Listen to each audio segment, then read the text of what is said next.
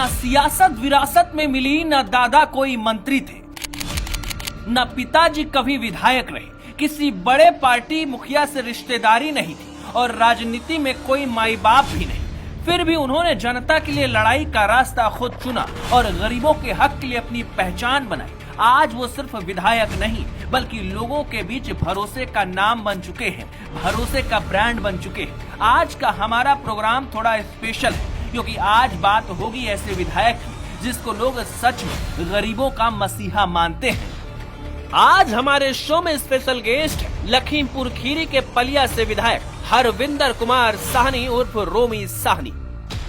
एक ऐसा नाम जिनको गरीबों का मसीहा कहा जाता है, रोमी साहनी, जिनका फोन हमेशा गरीबों के लिए खुला रहता है। रोमी साहनी जिन्होंने थारू समाज के लिए जो किया वो कोई और नहीं कर सका। 11 फरवरी 1965 को लखीमपुर खीरी जिले के गोला गोकरनाथ में एक साधारण परिवार में पैदा हुए हरविंदर कुमार साहनी को सियासत विरासत में नहीं मिली। परिवार पंजाबी खत्री समाज से था, लेकिन इलाका थारू बहुल, नेपाल बॉर्डर के पास, जंगल, नदियां, गरीबी और संघर्ष की जिंदगी। बचपन से ही देखा कि यहाँ की जनता को रोजी रोटी के लिए जंगलों से लड़ना पड़ता है, वन विभाग के नियमों से, अफसरों की मनमानी से। लेकिन क्या आप जानते हैं रोमी साहनी का असली नाम हरविंदर था, लेकिन इलाके में रोमी कैसे पड़ गया? तो बता दें कि बचपन में दोस्तों ने उनका नाम रोमी रख दिया क्योंकि वो हमेशा मुस्कुराते रहते थे, मुश्किलों में भी हंसते थे और वो मुस्कान आज भी उनके चेहरे पर है। ग्रेजुएट तक की पढ़ाई की, लेकिन किताबों से ज्यादा जिंदगी की क्लास ली। परिवार में कृषि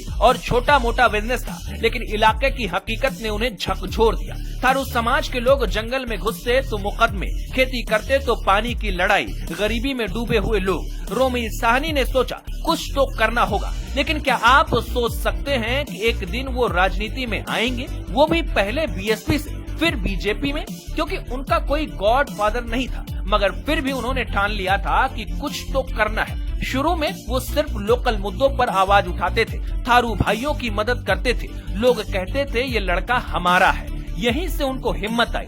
पहले वो बसपा में गए, फिर 2016 में उन्होंने बीएसपी छोड़कर बीजेपी ज्वाइन करने का फैसला लिया। मगर क्यों? विरोधियों ने क्या हरकतें की? क्या कोई ऐसा ट्विस्ट आया जहां लगा कि अब सब खत्म हो जाएगा? क्या कोई ऐसा राज है जो उन्होंने कभी किसी को नहीं बताया कि कैसे बिना किसी माई बाप के उन्होंने थारू समाज के लिए इतनी बड़ी लड़ाई लड़ी कि सीएम योगी तक मामला पहुंच गया और योगी तक जब वो पहुंचे तो 1600 से ज्यादा फर्जी मुकदमों की वापसी की मांग कर डाली। ये सारे सवाल, ये सारे छुपे हुए किस्से, ये सारे रहस्य अब आगे आपको विधायक जी खुद बताएंगे। नमस्कार, आप देख रहे हैं ना उत्तर प्रदेश और मैं हूँ आपके साथ आशीष शुक्ला। हमारे इस स्पेशल प्रोग्राम विधायक भैया में आपका स्वागत। और हमारे साथ आज विधायक हैं उत्तर प्रदेश की पलिया विधानसभा से प्रतिनिधित्व करने वाले विधायक हरविंदर कुमार साहनी उर्फ रोमी साहनी जी। बहुत कुछ सुना है इनके बारे में, लोगों की मदद करते हैं, लोगों के लिए खड़े रहते हैं। कई बार होता क्या है ना कि जो विधायक एक्चुअली में दिखते हैं वैसे भैया होते नहीं हैं। समझेंगे कि आज क्या रोमी साहनी जैसे दिखते हैं वाकई में वैसे हैं, इनके छुपे हुए राज क्या हैं वो समझने की कोशिश करेंगे कि कुछ ऐसा है जो छिपा हुआ है, इनकी अच्छाइयाँ क्या हैं, बुराइयाँ क्या हैं, सब कुछ समझेंगे कैसे राजनीति में है। सबसे पहला जो मेरा सवाल है विधायक जी, बहुत बहुत स्वागत है सबसे पहले तो, आपने मुझे सुबह सुबह मॉर्निंग वॉक के टाइम पे समय दिया।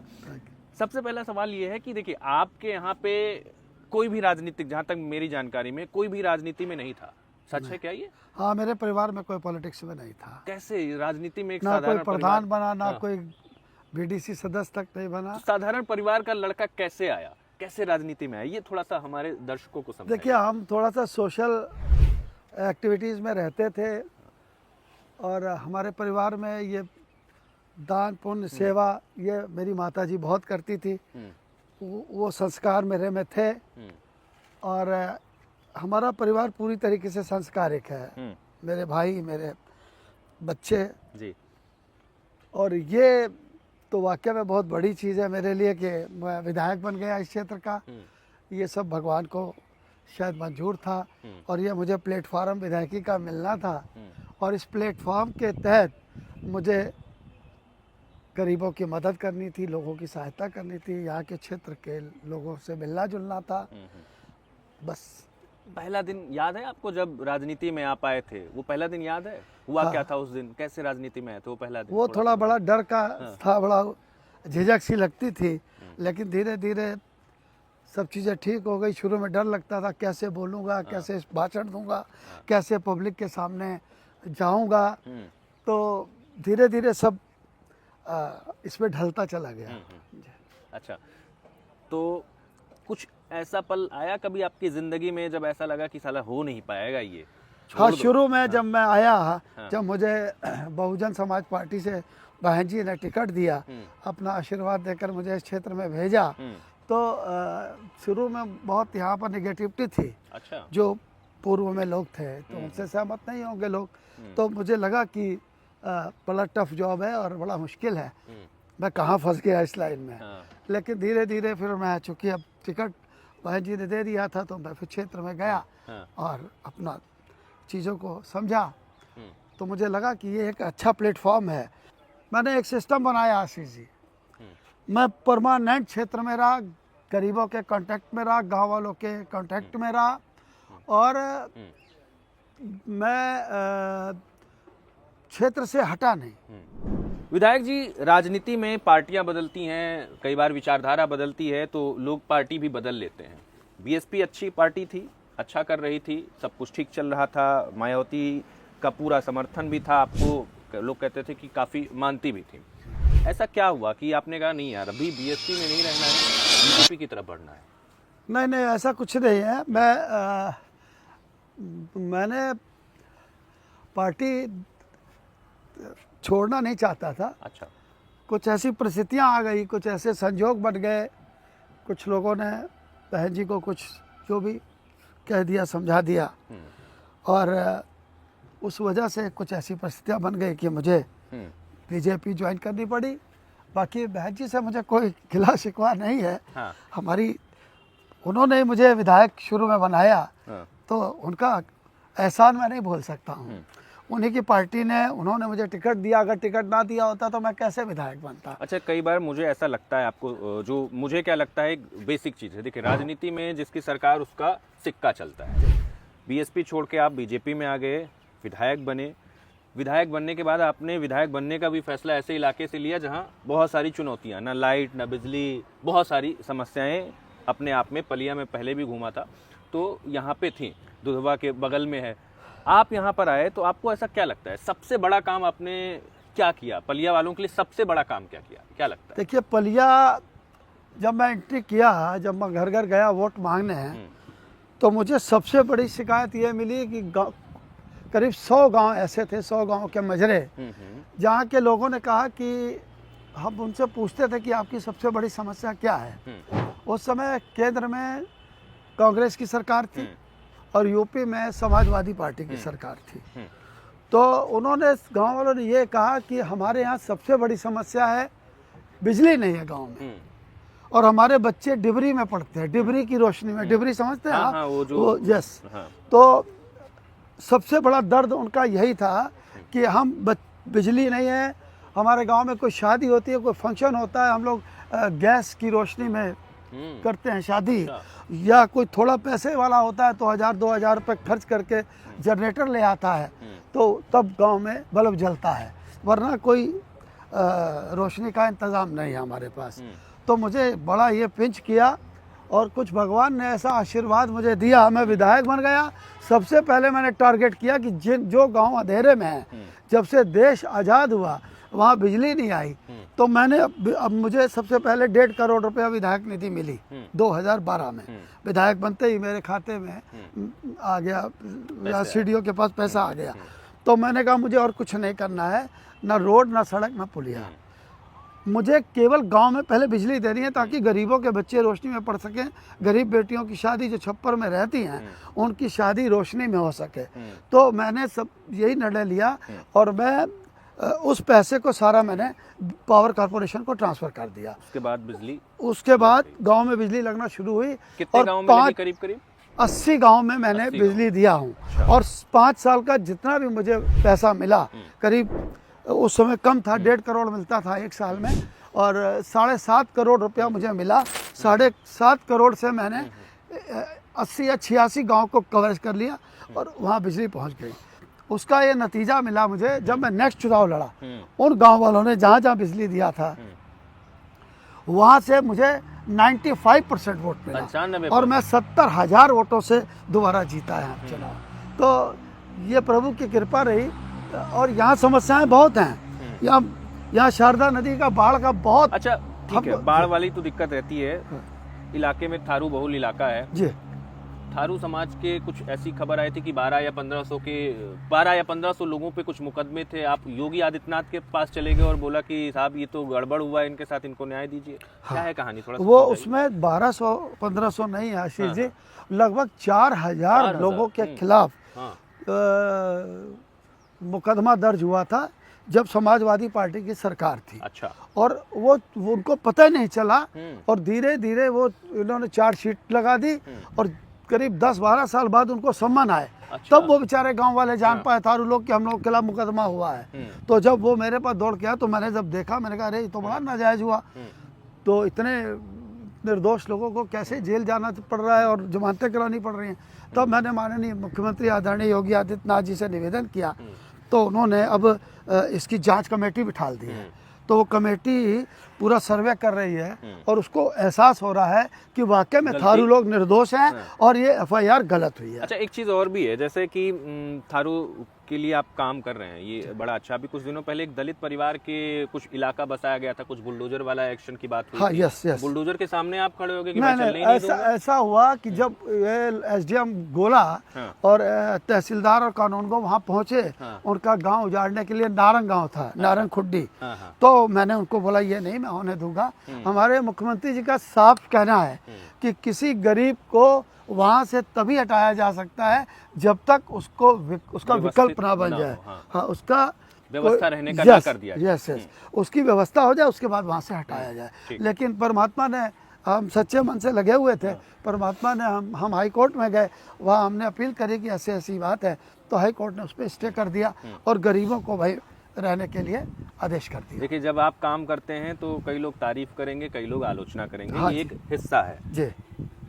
रोमी साहनी के विरोधी कैसे हैं? कोई विरोधी नहीं है, सब अपने हैं। मेरा कोई दुश्मन नहीं है। अपना बता रहे हैं। हाँ, मेरे वो दुश्मन नहीं है। उनका और मेरा विचारों का मतभेद हो सकता है। अच्छा। वो दूसरी पार्टी से लड़ते हैं तो वो मेरी अच्छाई तो कहेंगे नहीं, मेरी तो बुराई कहेंगे। उनको भी लगता है 15 साल से ये यहाँ जमे पड़े हैं तो इनको हटाओ तो वो आएंगे, तो कोई ना कोई प्रयास करते हैं। लेकिन मैं उनके भी काम करता रहता हूँ। अगर वो मेरे पास आते हैं दूसरी पार्टी के लोग तो मैं उनकी भी हेल्प करता है। मैं आपको बताऊं, मैं आपको पिछले 15 साल से देख रहा हूं। जी। जैसे 15 साल पहले थे विधायक जी, आज भी वैसे हैं। ना चेहरा बदला है, ना पूरा शरीर बदला है। जी। क्या खाते हैं भाई? कुछ नहीं, दाल रोटी सब्जी खाते हैं और क्या, और गरीबों का आशीर्वाद लेते हैं, उनकी दुआ लेते हैं, अच्छा काम करते हैं। किस चीज का शौक है?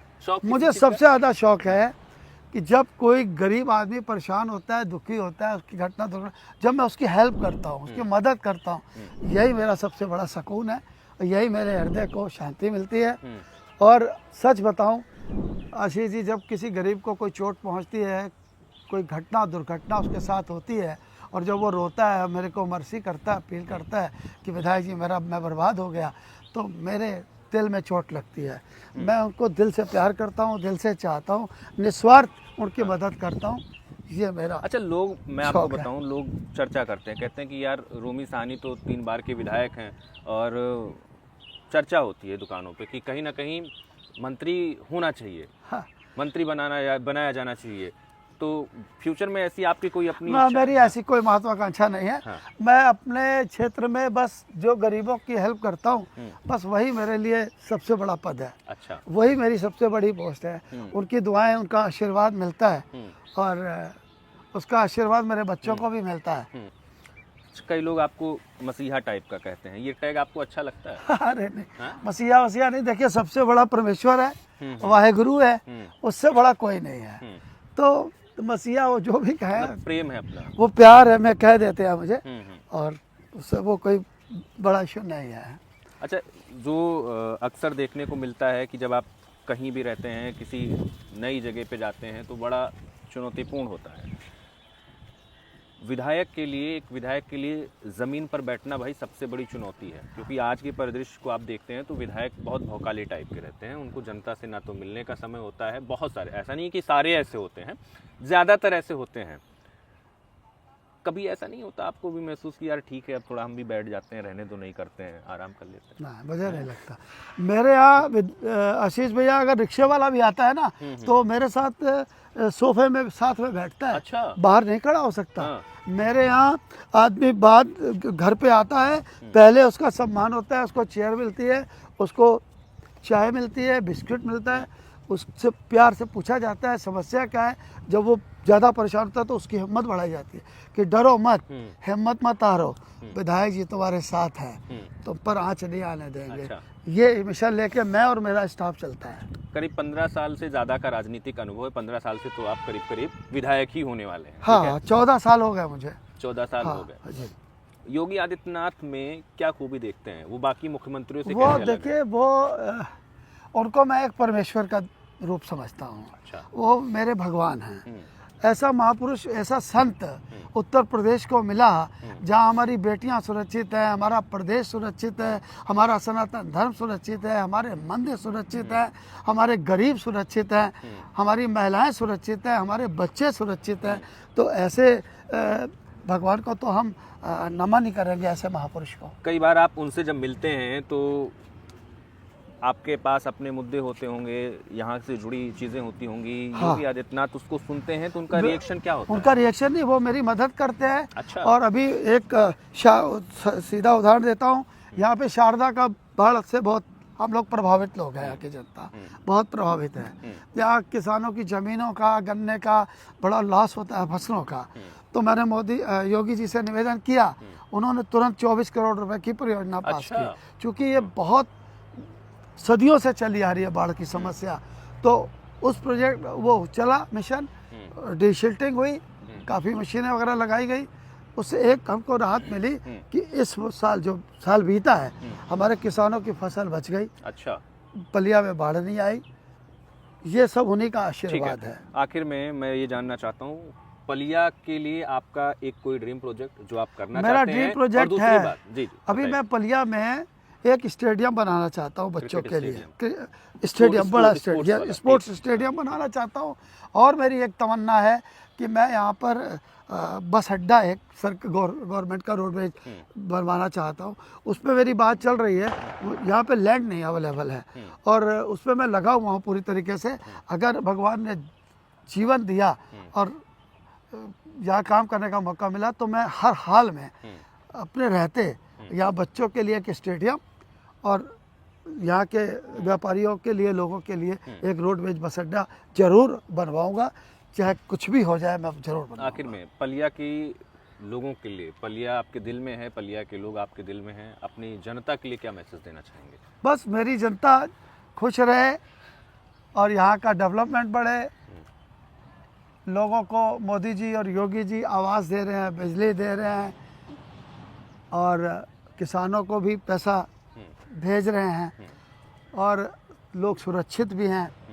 तो बस यही आशीर्वाद है और यही है मेरे लिए कि योगी जी और मोदी जी का आशीर्वाद इस देश में बना रहे। ये दोनों महापुरुष अगर बने रहेंगे तो हमारे बच्चे, हमारा परिवार, हमारा पलिया, हमारा प्रदेश, हमारे गांव सुरक्षित रहेंगे।